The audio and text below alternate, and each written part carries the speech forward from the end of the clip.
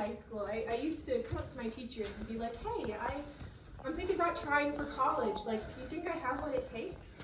And they'd say, well, I was an English major back in college. Do you like to read, Allie? Yeah, I actually really like reading. I could do that. That's fantastic. Do you like classical literature or anything like that? Yeah, actually, I really enjoy classic books. Yeah, for sure. Well, then you'll understand perfectly what I mean when I say Dante's Inferno has nothing on college experiences. I have been at college now for more years than I would care to admit in public.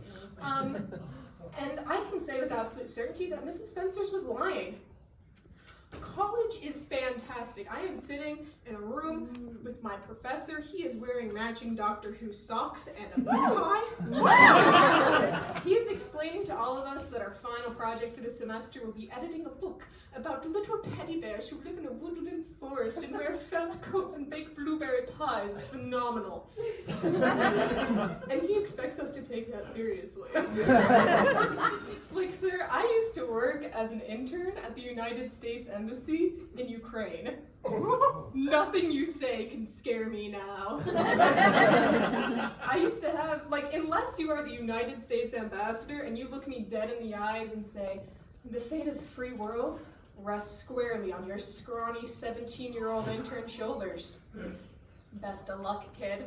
Unless you can say something like that, I'm sorry. I'm just not, there is no fire lit here.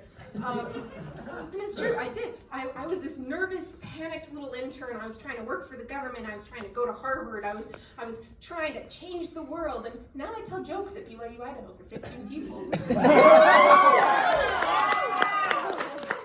People change. Priorities change, you know. I decided that I didn't want Harvard. I just wanted to be happy. And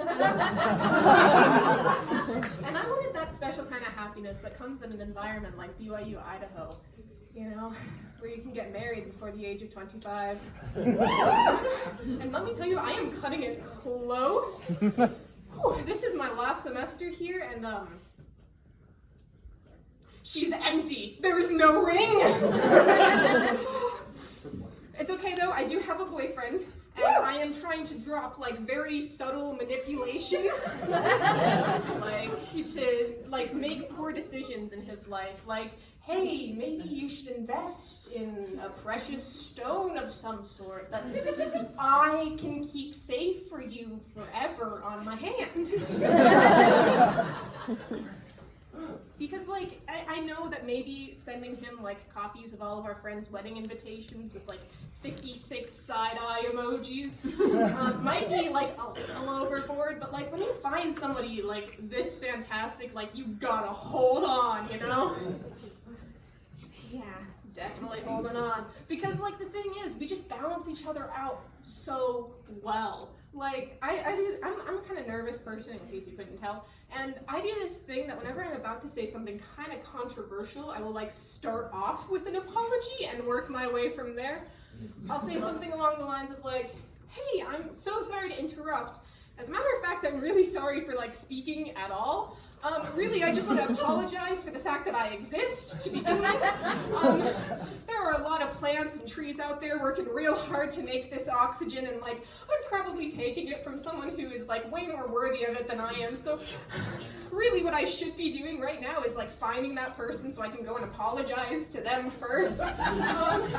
But before I go and do that, I just, like, wanted to, like, let you know, and again, I'm really sorry, that you are standing on train tracks. And the train is coming. Again, I'm really sorry. And I was just sorry. Maybe, probably thinking that perhaps, possibly, you might want to, like, move? Maybe? Again, I would just like to end off with one final, like, apology just in case I have missed something. So once again, I am very sorry. Sorry.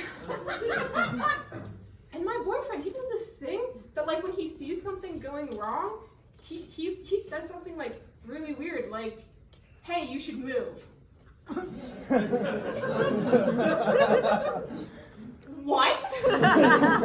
We were allowed to do that? You're telling me that, I'm sorry, there exists a version of the world where, like, your thoughts, ideas, and opinions are, I'm sorry, valuable and worthwhile? What? With this person, I learn new things from him every single day. I have no idea what's going on ever, and I love it. He's perfect. The only issue in our relationship ever is something that I have built up for my own little self. The thing is, I work data entry, which if you don't know what that is, oh boy, just you wait for this explanation. It's gonna knock your socks off. They basically lock you in a dark, windowless room and ask you to type a string of random numbers and letters for 5 hours a day. Coincidentally, the interview process focused really heavily on how well you can withstand torture.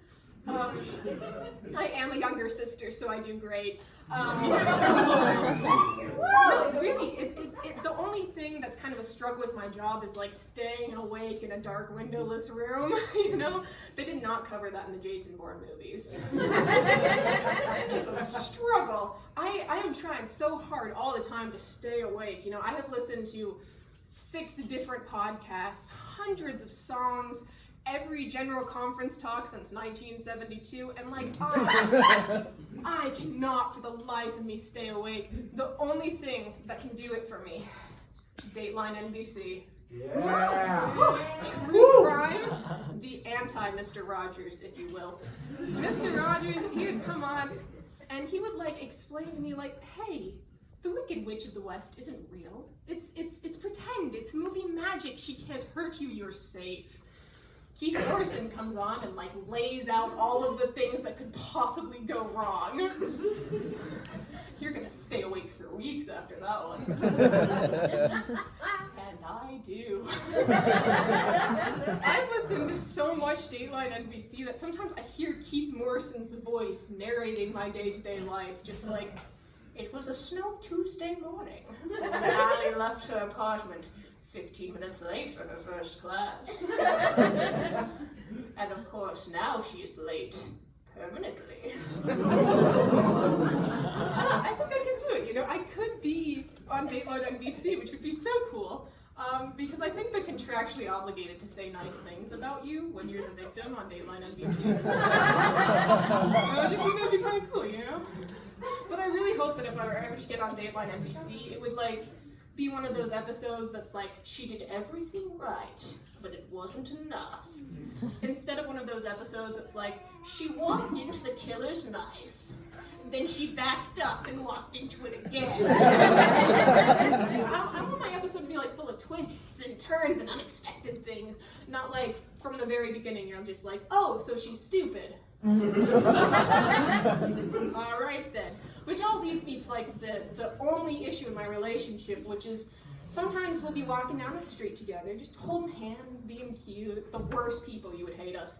And I'll just look up at him. He's tall, I really have to look up. And I'm like, what if I'm dating one of the Dateline guys?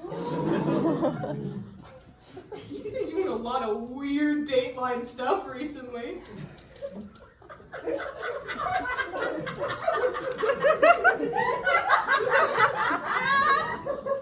Getting me flowers on days that aren't Valentine's Day. What? Like, what has he done that he needs to ease his guilt with flowers? Better yet, where did he get these flowers? These are like super nice and clearly out of our price range. Did he steal them?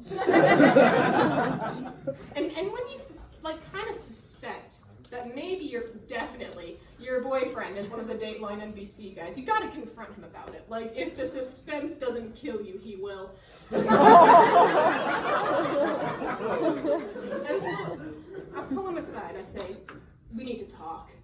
And already he's looking nervous. He doesn't know what I know, but he knows I'm on to him.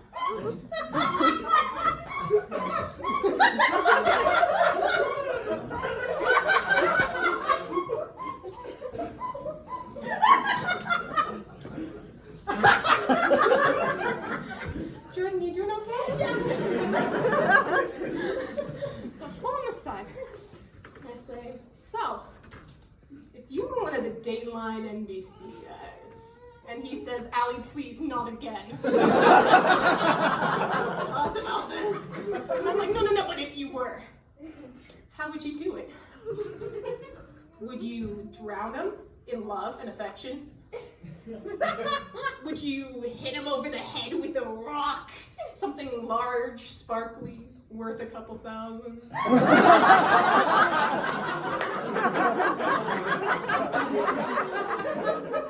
Could be worn on a finger?